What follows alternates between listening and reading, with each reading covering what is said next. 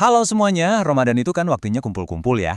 Tapi jujur aja deh, kadang pertemuan keluarga tuh bisa jadi momen yang rumit dan malah bikin emosi-emosi yang nggak terduga jadi muncul.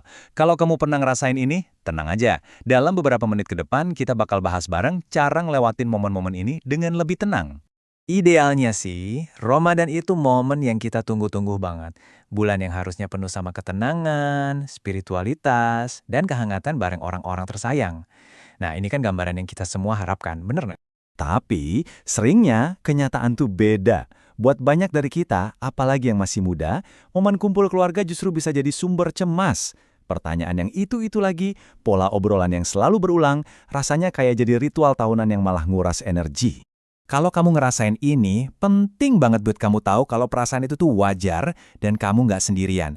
Yuk, kita coba bedah bareng-bareng gimana caranya kita bisa ngadepin situasi ini, bukan dengan menghindar ya, tapi dengan nemuin cara baru yang lebih dewasa buat ngelindungin kedamaian batin kita. Dan ini tuh bukan cuma perasaan kamu doang loh.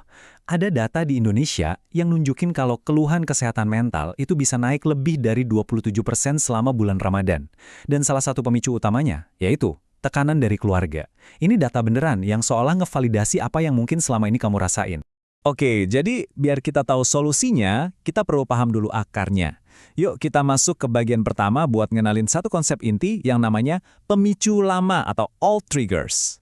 Gampangnya gini, pemicu lama itu kayak tombol emosional kita. Bisa jadi cuma sebuah ucapan, tatapan mata, atau bahkan situasi tertentu yang seolah-olah narik kita balik ke masa lalu dan mancing reaksi emosional yang sama persis kayak dulu. Ini bukan salah kamu, ini cuma respons yang udah terpola aja. Nah, coba deh perhatiin poin-poin ini. Relate banget kan? Mulai dari pertanyaan soal pencapaian hidup, kapan nikah, kerja di mana sekarang, sampai beban kerjaan rumah yang rasanya berat sebelah. Belum lagi tuntutan yang nggak diucapin buat harus selalu kelihatan sabar dan senyum. Ini semua tuh pemicu yang umum banget terjadi di banyak keluarga. Oke, sekarang kita udah kenal sama si pemicu. Langkah selanjutnya, dan ini bagian yang paling penting, ngubah cara kita merespons. Yuk kita lihat gimana caranya kita bisa pindah dari yang tadinya cuma bereaksi, jadi bisa ngasih respons yang sadar dan dewasa. Di slide ini kelihatan jelas banget bedanya. Di kolom kiri, itu reaksi otomatis kita. Langsung marah, sakit hati, mendem, atau malah menghindar.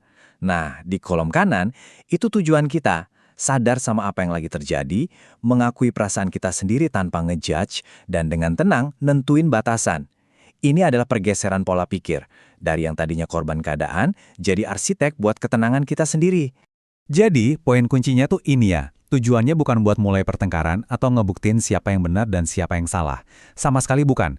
Ini tuh lebih ke soal menghargai diri sendiri, soal komunikasi yang jujur, tapi tetap hormat, demi ngejaga kedamaian batin kita yang berharga banget, apalagi di bulan Ramadan. Oke, teorinya udah cukup. Sekarang, kita masuk ke bagian yang paling praktis, yaitu alat bantu komunikasi. Ini ada contoh-contoh kalimat yang bisa kamu adaptasi dan langsung kamu pakai.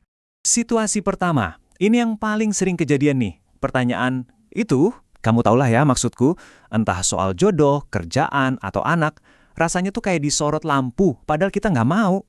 Coba perhatiin deh pola kalimatnya. Pertama, kita hargai dulu perhatian mereka.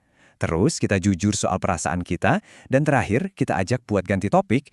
Ini cara yang sopan, tegas, tapi nggak nyalahin siapa-siapa buat ngelindungin diri kamu. Lanjut, skenario kedua yang juga umum banget, apalagi buat para perempuan, capek karena harus nyiapin semuanya dari sahur sampai buka puasa, sementara mungkin yang lain lebih santai. Nah, polanya sama lagi kan? Mulai dengan niat baik, aku senang bantu, terus sampaikan kondisi kamu dengan jujur, aku mulai capek banget, dan tawarkan solusi buat kebaikan bersama, supaya semua bisa fokus ibadah. Ini jatuhnya jadi permintaan bantuan, bukan keluhan. Komunikasi itu penting, tapi kita juga butuh alat buat nenangin diri dari dalam, apalagi pas situasi lagi panas-panasnya. Coba kita lihat beberapa cara simpel buat nemuin ketenangan pribadi kamu. Ini ibarat P3K buat stres. Teknik napas kotak ini ampuh banget buat nenangin sistem saraf kita. Kamu bisa lakuin ini diam-diam di mana aja, bahkan sambil duduk di ruang tamu.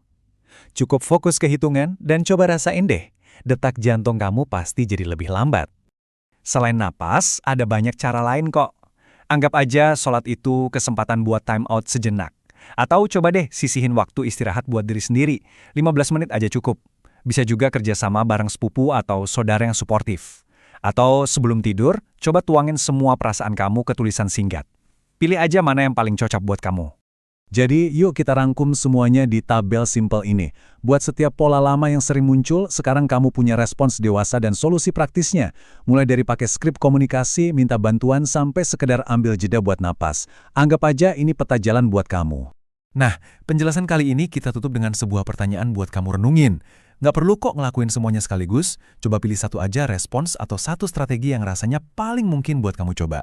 Langkah kecil itu awal dari perubahan yang besar. Semoga Ramadan kamu kali ini terasa lebih damai dan bermakna ya.